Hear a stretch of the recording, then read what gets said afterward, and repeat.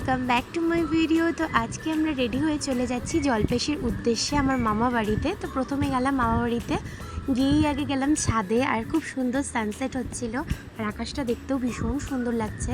তোমরা তো জানোই, কিছুদিন আগের একটা ভিডিওতে আমি শেয়ার করেছিলাম যে ছোটো মামা জলপেশির পুণ্যার্থীদের প্রসাদ খাওয়ানোর জন্য কিছু টাকা পয়সা জমিয়েছে। তো সেই টাকা দিয়ে আজকে কিন্তু প্রসাদ খাওয়ানো হবে। এই দেখো রান্নাবান্না এদিকে জোর কদমে শুরু হয়ে গেছে, আর মাও এখানে বসেছিল ঠাকুরের মন্দিরের এখানে। তারপর তো সমস্ত প্রসাদগুলো ফয়েল পেপারে ভরে নেওয়া হচ্ছে, যারা বাড়িতে নিয়ে যাবে আর কি তাদের জন্য। আমরাও বাড়িতে নিয়ে এসেছিলাম কিছু প্রসাদ, এদিকে সবাই একটু প্রসাদ টেস্ট করলো। তারপর আমরা চলে এলাম টেন্টের এখানে। এখানে দেখো সমস্ত জলের বোতলগুলো রাখা আছে, আর নিভু প্রাচীও ছিল, আর আমরা দেখছিলাম টেন্টটা কীরকম সাজিয়েছে। টেন্টটা তো আজকে সকালেই ভাড়া নেওয়া হয়েছে, ওই 2000 টাকা মতন পড়েছে টেন্টটা ভাড়া নিতে। তারপর আমরা অপেক্ষা করছিলাম, পুণ্যার্থীরা একে একে আসছিল, আর এদিকে আমাদের প্রসাদ তখনও এসে পৌঁছায়নি, সেই জন্য কিছুক্ষণ অপেক্ষা করতে হলো। আর দেখো রাস্তা দিয়ে প্রচুর পুণ্যার্থী যাচ্ছে, হেঁটে হেঁটে, কেউ কেউ বাইকে যাচ্ছে, বেশিরভাগ লোকই কিন্তু পায়ে হেঁটে যাচ্ছে।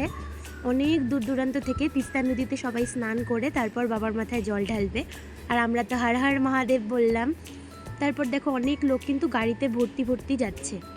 তো পুণ্যার্থীরা তো আসতে শুরু করে দিয়েছিল, আর তখনও আমাদের প্রসাদ এখনও এসে পৌঁছয়নি। টোটোয় করে কিছুক্ষণ পরে প্রসাদ আসলো। আমরা করেছিলাম সামান্য কিছু প্রসাদের আয়োজন, সেটা হলো খিচুড়ি আর তরকারি। তো এখানে দেখো অনেক লোক যাচ্ছে, আর এখানে তো আমরা আসাম মোড়ের সামনে খাইয়েছিলাম, সেই জন্য এখানেও কিন্তু প্রচুর পুণ্যার্থী যাচ্ছিল, আর অনেকটাই ভিড় ছিল। তো আমাদের এখানে খাওয়ানো শুরু করতে করতেই 9:30 মতন বেজে গেছে।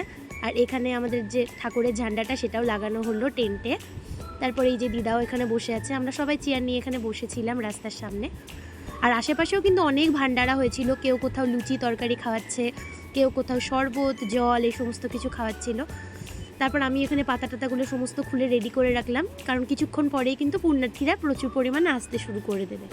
তোমরা তোমাদের বাড়ির পাশে এরকম ভান্ডারা হতে দেখেছো নাকি, অবশ্যই কমেন্ট করে বলতে পারো। তারপর তো আমাদের খাবার টোটোতে করে চলেও এসেছে, ভাই নিয়ে এলো। আর তারপর সমস্ত খিচুড়ি প্রসাদগুলো আর তরকারি প্রসাদগুলোকে টেন্টে এখন রাখা হবে।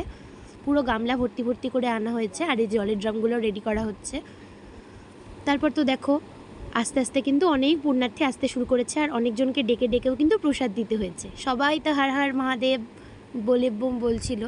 তো আমাদের এখানকার মধ্যে সবথেকে পূর্ণ স্থান হলো কিন্তু তীর্থস্থান, সেটা হলো জলপেশ মন্দির। তো আমরা এখানে খিচুড়ি প্রসাদগুলো রেডি করে রাস্তার সামনে দাঁড়িয়েছিলাম, আর এদিকে গাড়িও আসছিল, একটু সাবধানতাও বজায় রাখতে হচ্ছিল। অনেকে তো একাদশী বলে খায়নি, কালকে যেহেতু একাদশী ছিল, আর আজকে মানে সোমবার হচ্ছে চতুর্থ সোমবার আর কি। তারপর তো এই যে টোটোয় করে আস্তে আস্তে খাবারগুলো নিয়ে আসছি, আর সবাই কিন্তু দাঁড়িয়ে দাঁড়িয়ে দেখো প্রসাদ নিচ্ছে। অনেকজন বাড়িতেও প্রসাদ নিয়ে যাচ্ছে, আর অনেকে টোটোয় করেও হাতে হাতে প্রসাদ নিয়েছে। তো আমাদের এভাবে প্রসাদ খাইয়ে খুবই ভালো লেগেছে। তারপর তো আমরা সবাই রাস্তার সামনে দাঁড়িয়েছিলাম, জলের বোতল প্রসাদ দিচ্ছিলাম, আর এখানে সিগন্যাল পড়ে গেছিলো বলে কিছুক্ষণ লোক দাঁড়িয়েছিল। তারপর আমরা সমস্ত প্রসাদগুলো বিতরণ করলাম, আর রাত্রি আমাদের 12টা বেজে গেছিলো প্রসাদ দিতে দিতে। তখনও কিন্তু প্রচুর পুণ্যার্থী যাচ্ছিলো। তো এইভাবেই কাটলো আজকের দিনটা। টাটা সবাইকে।